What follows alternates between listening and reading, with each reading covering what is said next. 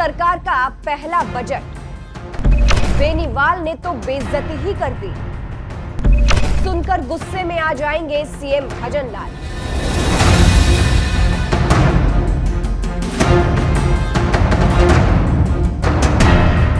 नमस्कार, मैं हूं आपके साथ सृष्टि श्रीवास्तव। राजस्थान में भजनलाल सरकार ने अपना पहला बजट पेश किया। राजस्थान सरकार ने इस बार के बजट को किसानों पर केंद्रित बताया है। अब सरकार तो इस पर अपनी वाहवाही कर रही है, लेकिन विपक्ष कमियां निकाल रहा है।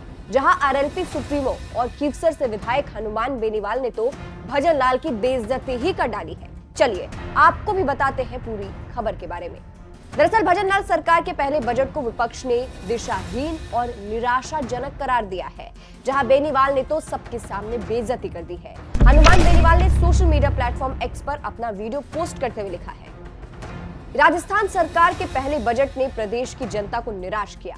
पेट्रोल डीजल पर वैट कम करने, किसान कर्ज माफी तथा राज्य राजमार्गों को टोल फ्री करने जैसी उम्मीदों पर सरकार ने पानी फेर दिया।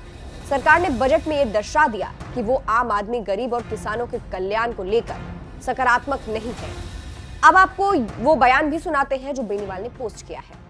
आज राजस्थान की विधानसभा में भजनलाल सरकार का जो पहला बजट पेश हुआ वो निराशाजनक रहा। किसानों को बहुत बड़ी उम्मीद थी कि कर्ज माफी पे कुछ घोषणा होगी, वेट घटेगा पेट्रोल डीजल पे, पेट्रोल डीजल की दरें कम होगी, स्टेट हाईवे टोल फ्री होंगे, बिजली माफ करने की घोषणा भी होगी और कुछ और नए काम होंगे। जिस तरह सरकार, नौजवान और किसानों ने मिलकर कांग्रेस सरकार को चेंज करके भाजपा की सरकार बनाई, लेकिन इस बजट से आम जन को निराशा हाथ लगी।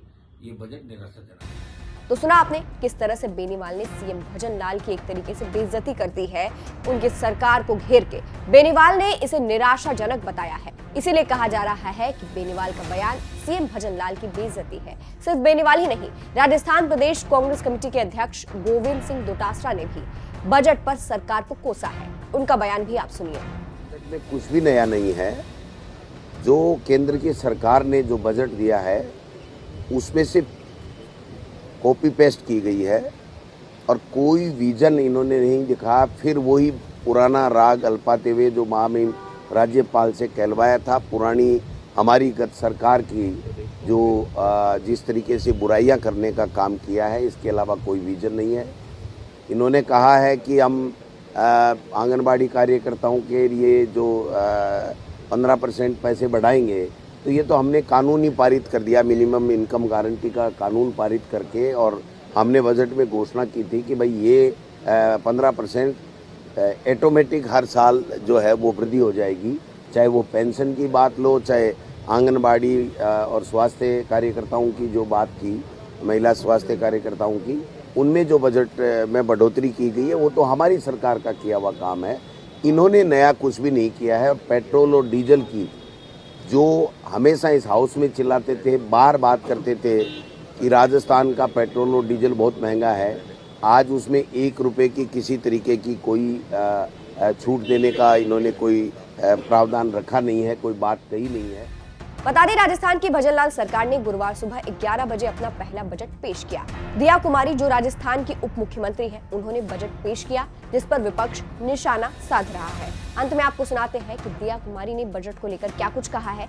बेनीवाल के बयान पर आप क्या कहेंगे, कमेंट करके जरूर बताइएगा। नमस्कार। माननीय प्रधानमंत्री जी का धन्यवाद देती हूँ, हमारे माननीय मुख्यमंत्री जी का भी धन्यवाद देती हूँ कि उन्होंने मुझे ये अवसर दिया और मुझे वित्त मंत्री के रूप में आज बजट पढ़ने का भी अवसर मिला। और हर व्यक्ति के लिए योजनाओं के माध्यम से जैसे हमारे माननीय प्रधानमंत्री जी काम करते आए हैं, वैसे ही आज प्रदेश में एक जनता की सरकार बनी है जो कि गरीब के लिए, युवाओं के लिए, अन्नदाता के लिए और नारी के लिए, हर व्यक्ति के लिए कुछ ना कुछ इस बजट में है।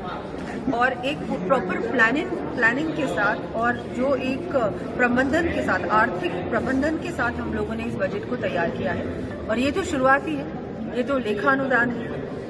और अब आप देखिएगा जब मॉडिफाइड बजट आएगा तब 70,000 नौकरी का आपने प्रावधान किया बजट में। जी बिल्कुल, ये शुरुआत है। इसके बाद और नौकरियां मिलेंगी, लेकिन अभी फर्स्ट फेज में 70,000 पदों को हम लोग बढ़ेंगे। लेकिन मैम एक बड़ी तस्वीर देखने को मिली जब विपक्ष के सदस्यों ने कई बार हंगामे जैसी स्थिति बनाई, आपने कहा कि अभी तो देखते जाइए। देखिए, मैं तो अपनी बात रख रही थी और ये सब बातें हमने तो बहुत कम कहा, बोलने को बहुत कुछ है। आज उनकी ये जो हालत है ये इन्हीं के कमियों की वजह से है। आज राजस्थान की जनता ने उनको नकार दिया है क्योंकि उन्होंने कोई प्रबंधन नहीं किया।